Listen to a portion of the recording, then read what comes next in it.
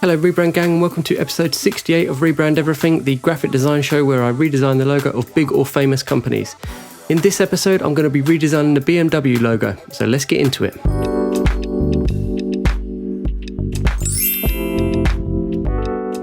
So you probably already know that BMW make luxury cars and motorbikes like these, but they actually started out making aircraft engines back in 1917. Their brand revolves around high-quality German engineering, with their logo probably being one of the most famous of all time.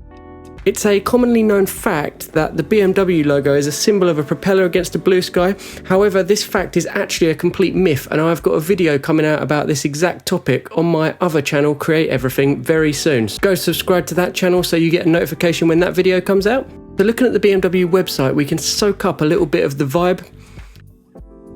It's all about the quality, putting product front and centre, exactly what you'd expect from a luxury car manufacturer.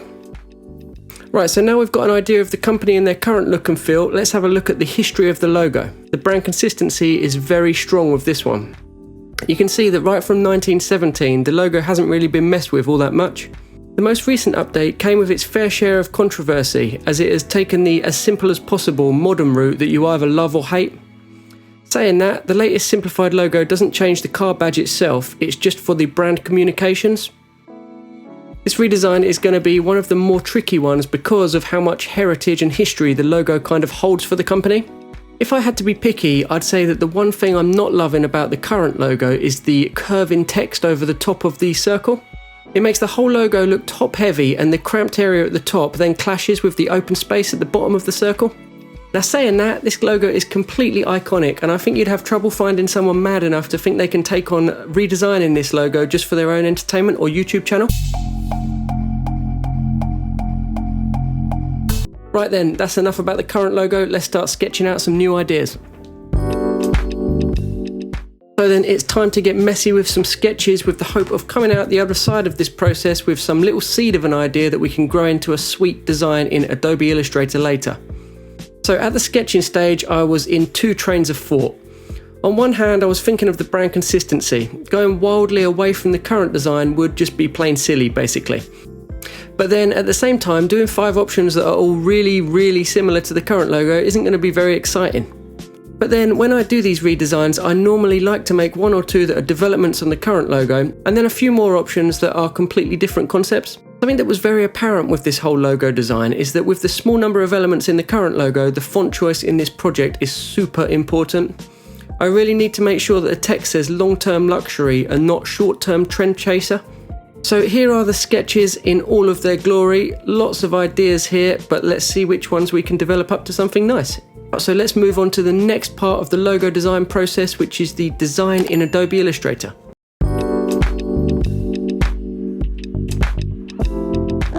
So the idea for option 1 was strip back the logo to its bare essentials. This meant removing the outer circle from the current logo to leave us just with the centerpiece and the text.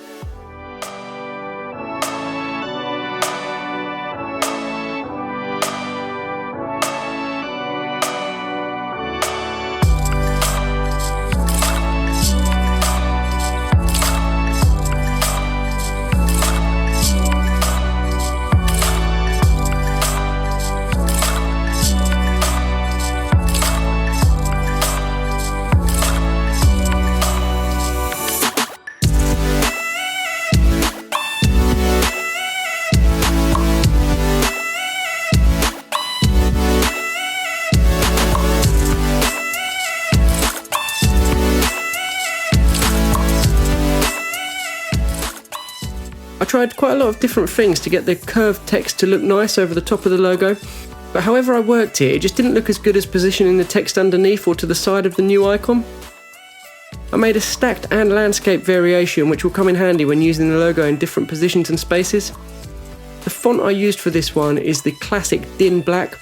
This font, DIN, was the standard for transportation signage and license plates in Germany in the 1930s, so this is a nice link to BMW's German heritage. So for option 2, the idea was to keep to the basic outline of the logo, but add a little bit of implied movement into the design by using some extra lines in the white area. The unspoken idea behind this would be keeping the wheels turning, and as an even looser idea, it's representative of today's wireless technology that's used more and more in transportation. All of this is built using Snap-to-Grid to make sure that my line thicknesses and the gaps between each line are restricted to limit my size and position choices. This stops me making any bad decisions, such as adding too much detail into the logo. The font on this option is Proxima Nova. It's a relatively new font, but still has that ageless feel to it, so I feel like that works well with my icon. 3. So for option 3, I wanted to try weaving the text into the icon itself.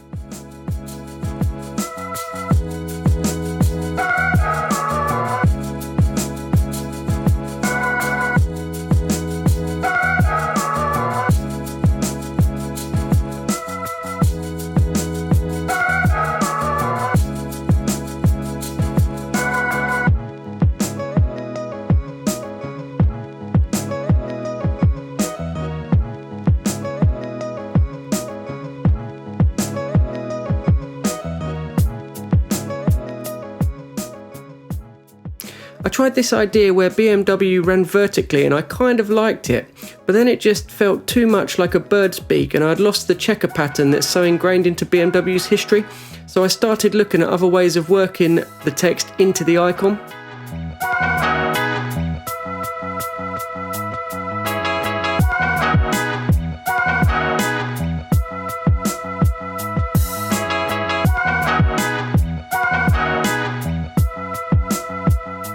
I looked at adding an overlaid slab into the existing icon, which would only work if you could still see enough of the icon behind so you can see that checker pattern.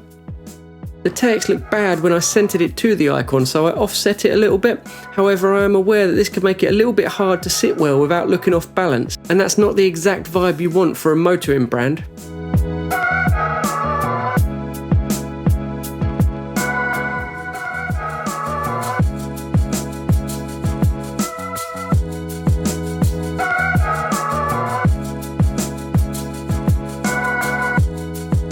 Font on this option is called Maven Pro, which is available on Google Fonts, and that's actually one of them variable weight fonts, so you get that little slider in the menu that means you can adjust it to whatever thickness you like. 4.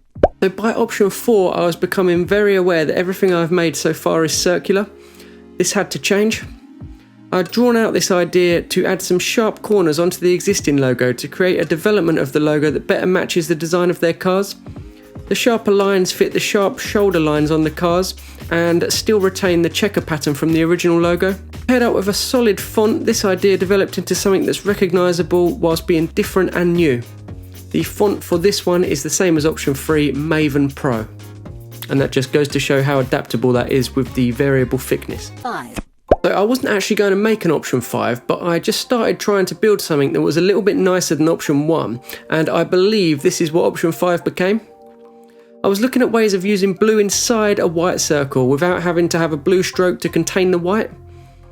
An offset black stroke just suddenly seemed to work like some sort of Christmas miracle, and the design immediately looked professional and solid. It's instantly recognisable as BMW, even with no word mark.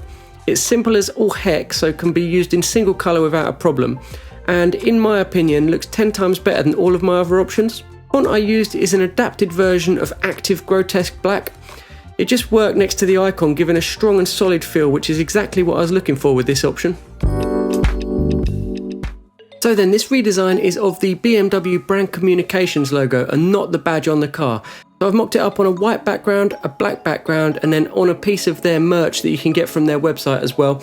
And that is because the BMW badge on the car itself is kind of a whole project in itself. That's kind of sits as a separate entity to the brand communications logo. And I'm definitely 100% sure that I'm not just saying this because I couldn't find a good enough PSD car badge mock-up. Okay then guys, let's see them final options.